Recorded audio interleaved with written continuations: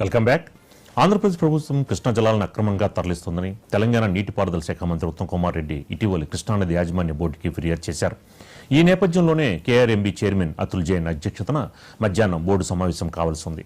కానీ అనూహ్యంగా సమావేశాన్ని వాయిదా వేయాలని కోరుతూ ఏపీ జలవనరుల శాఖ ప్రత్యేక ప్రధాన కార్యదర్శి కేఆర్ఎంబీకి లేఖ రాశారు. అత్యవసర సమావేశం ఉన్నందున భేటీని వాయిదా వేయాలని ఆ లేఖలో ప్రస్తావించారు.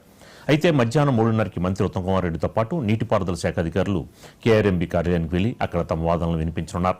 ముఖ్యంగా తాగు, సాగునీటి అవసరాలని బోర్డుకి వివరించారు. ఈ క్రమంలోనే తాజాగా కృష్ణానది యాజమాన్య బోర్డు సమావేశాన్ని సోమవారం మధ్యాహ్నం 3:30కి వాయిదా వేస్తున్నట్లు ప్రకటించింది.